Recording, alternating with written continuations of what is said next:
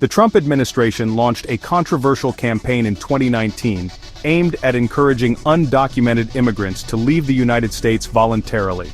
This strategy, dubbed self-deportation, relied heavily on a multi-pronged approach that included a large-scale advertising campaign and the introduction of a mobile application designed to streamline the process.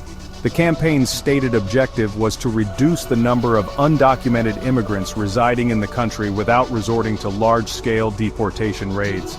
The campaign's rollout was met with immediate criticism from immigration advocates and civil rights groups, who argued that it was a thinly veiled attempt to instill fear and coerce vulnerable populations into leaving their homes and communities.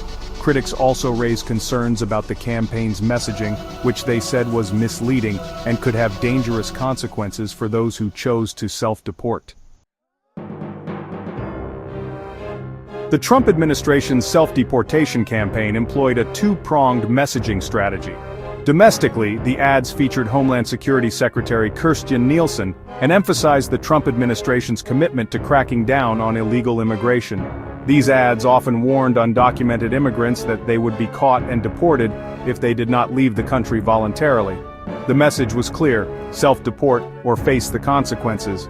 Internationally, the ads focused on discouraging potential migrants from attempting to enter the United States illegally. These ads often highlighted the dangers of the journey and the harsh realities of life as an undocumented immigrant in the United States. The underlying message was clear: don't even think about coming here illegally. As part of its self-deportation campaign, the Trump administration launched a mobile application called CBP Home.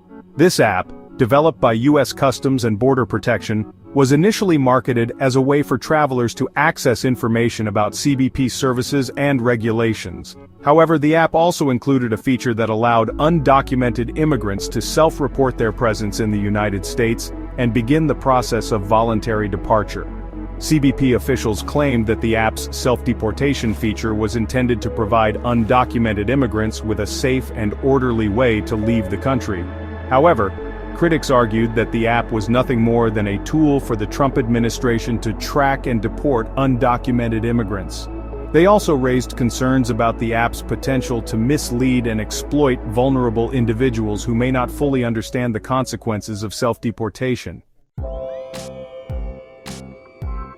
While the Trump administration's self-deportation campaign may have been shrouded in euphemisms and claims of promoting safety, it's crucial to remember the legal rights of individuals residing in the United States, regardless of their immigration status. The Constitution guarantees due process and equal protection under the law to all persons within U.S. borders, not just citizens. This means that everyone, including undocumented immigrants, has the right to contest their removal from the country through legal channels. The campaign's broader implications extend beyond immediate deportation numbers. It reflects a broader trend within the Trump administration's approach to immigration, one that prioritizes deterrence and enforcement over comprehensive reform.